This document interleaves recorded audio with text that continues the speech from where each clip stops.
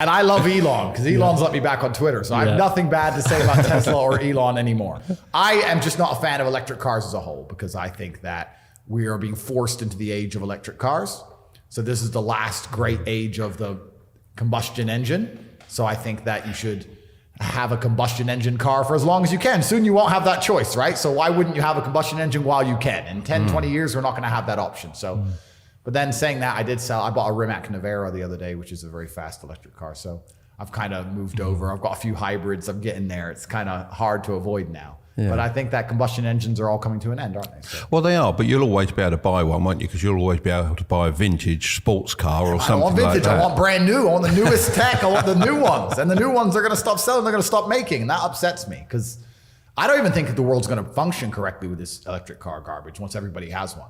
How's everybody going to charge their electric car? Actually think about it for a second. It's fine when the odd person has an electric car, fine, but you're on the motorway and thousands of people need to charge their electric cars at 6 hours a time. How is this going to even work out? The infrastructure isn't there. The infrastructure Well, I isn't mean, there. you don't need 6 hours. Like when I'm charging my Tesla, it takes probably about 30 minutes. But 30 whole minutes. 30 minutes. I can put dead dinosaurs inside of my Ferrari in 30 seconds and I'm done and I'm out. That's very true. But do you take a break on a long road trip? Do you often go for a coffee or something? Because I quite like it, just go and chill for a little bit and then the car's charged. He pretends that he likes it. Yeah, exactly. I do like it. Well, Andrew's being chauffeur driven, so he's relaxing you don't already. need to worry. What was it, a Maybach today? Yeah, something like that. But but I drive around Europe. I do very long road trips, and it's fine for one person to take a break. But if you actually analyze the infrastructure of thousands of people trying to take a half an hour, 45-minute break, it changes everything.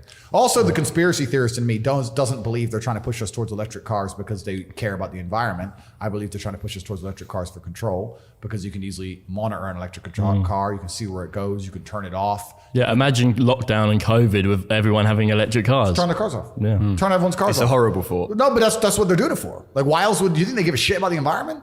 It's kind of amazing to me anyone buys any of this crap. They sit here and they talk about global warming, and then there's obviously the hypocrisy of flying around on jets, etc. But that's not even the true thing that shows you they're lying.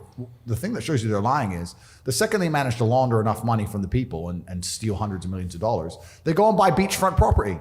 All of them are sitting on beachfront houses. I thought they were scared of the rising sea levels. Exactly that. Now they don't give a shit because it's them. Oh no, let's buy a house right here, right next to the ocean. So they don't care about the environment. None of them do.